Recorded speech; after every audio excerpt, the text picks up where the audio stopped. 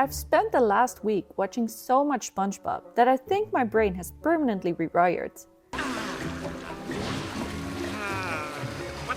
At this point, I can hear SpongeBob laughing when I close my eyes.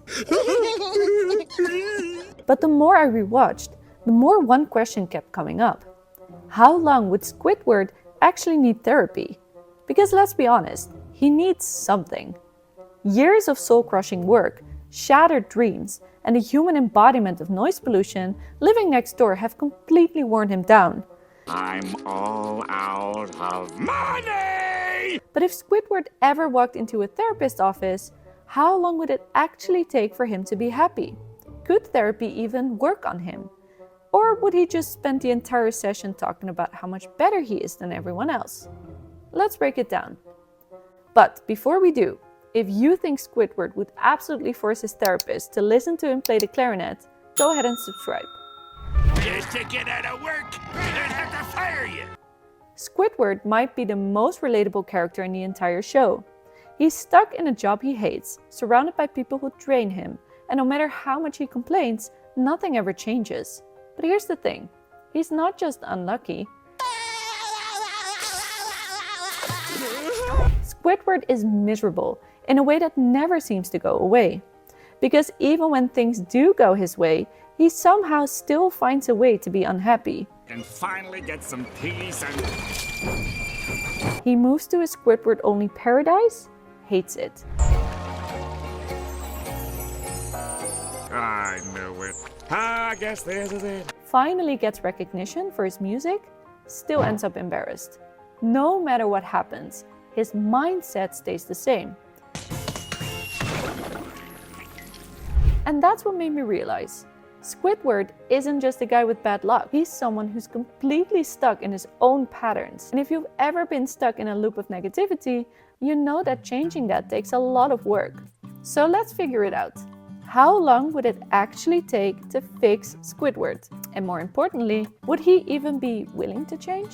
Alright, let's start with the basics. If Squidward actually went to therapy, what would they diagnose him with? I think they would start with persistent depressive disorder. Squidward isn't just having bad days, he's always miserable.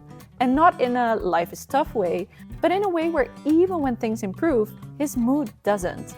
That's a classic sign of something deeper. Second, workplace burnout. He's been at the Krusty Krab for years with no promotion, no raise, and his only co-workers are SpongeBob and Mr. Krabs. That's enough to break anyone. I'm done with my shift, Mr. Krabs! Narcissistic wounds. Squidward doesn't just want to be great, he needs to be. Every time his dreams get crushed, it's another hit to his self-worth. And lastly, social avoidance. He pushes everyone away, even when they're genuinely trying to help. He'd rather be alone and bitter than risk being vulnerable. And that's the real problem here. Because Squidward could be happy, but he doesn't actually believe he can be. And that's the kind of thing that takes a lot of therapy to undo. So let's get into it. What kind of therapy would actually work for him? And how many years would it take before Squidward finally stops blaming SpongeBob for everything? Alright, so we've established that Squidward has some pretty deep-rooted issues. But let's say he actually wants to get better. How long would therapy take? What kind of treatment would work for him? Let's break it down by therapy type and estimate how much time each one would take. First, cognitive behavioral therapy, around 12 months. CBT would focus on challenging his negative thought patterns, like maybe, just maybe, not every single bad thing in his life is SpongeBob's fault. Squidward has spent years reinforcing his own misery. Don't call me, look at me, write me, or even think of me! So undoing that, that's going to take time. Then, mindfulness therapy, 2 years. Squidward is either dwelling on his past failures or stressing about a future where he still doesn't get what he wants. Mindfulness would teach him how to be actually present in the moment. But let's be real, Squidward doing guided breathing exercises, that's a 2-year battle. Career counseling, 6 months. This one is simple. Quit the Krusty Krab. Air grease monthly! Ow! The first step in fixing Squidward's life is finding a job that doesn't make him want to scream every day. Unfortunately, given his personality, customer service was probably the worst possible career choice. Group therapy and social exposure. 1 year. Squidward thinks he hates people, but what if he just hates these people? I hate people, people hate me. Getting him to connect with others without automatically assuming he's superior would take some work.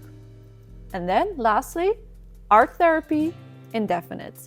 Squidward's entire identity is wrapped up in external validation. SpongeBob. He doesn't create for himself, he creates to be admired. The second someone dislikes his work, he spirals. If he actually learned to enjoy the process instead of obsessing over approval, he would probably be a lot happier. So, adding all that up, Squidward would need at least 4 years of therapy to really start making progress.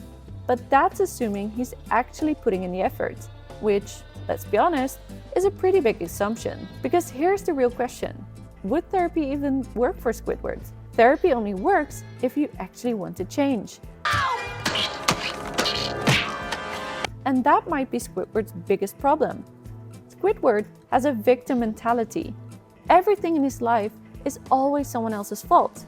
SpongeBob, Mr. Crab, the people who don't appreciate his art. He never stops to think, maybe I could be part of the problem.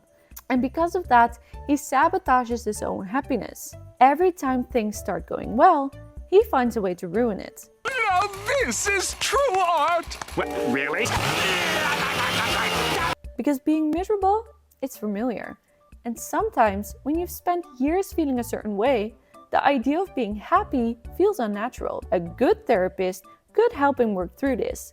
But Squidward in therapy, he would probably spend the first 10 sessions explaining why he's right and everyone else is the problem. Therapy can only do so much if you're not willing to meet it halfway. But the thing is, deep down, Squidward wants to be happy.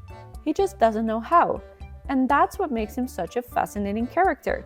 Because even though he constantly rejects joy, there are moments where you can tell a part of him wishes things were different. Squidward! And maybe, if he stuck with therapy long enough, he would start to realize that happiness isn't about waiting for life to change, it's about changing the way you see life. Now these neighbors know how to live. So let's say Squidward did go through 4 years of therapy. He put in the work, challenged his negative thoughts, and learned that SpongeBob isn't a government experiment designed specifically to make his life miserable. What then? Would he suddenly become SpongeBob 2.0? Waking up every morning singing about how wonderful life is? No, absolutely not. But therapy isn't about turning people into a completely different version of themselves.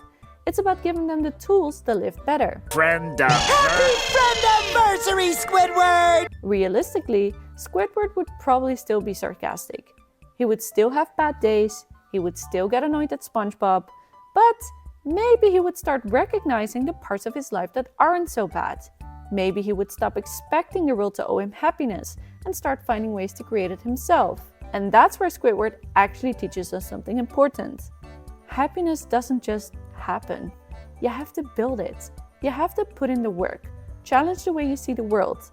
And sometimes, even if it's deeply uncomfortable, you have to let go of the idea that misery is your only option. But would he actually do that? That's the real question. So how long would Squidward need therapy? If he committed to real change, we're looking at about 4 years of therapy before he would start making meaningful progress. But realistically, knowing Squidward, he would probably drop out after 2 sessions because his therapy didn't like his clarinet solo. So what do you think? Would therapy actually help Squidward, or is he too far gone? Let me know in the comments below. And don't forget to subscribe if you think Squidward would absolutely end every therapy session by complaining that his therapist just doesn't understand his genius. Bikini Bottom Philharmonic.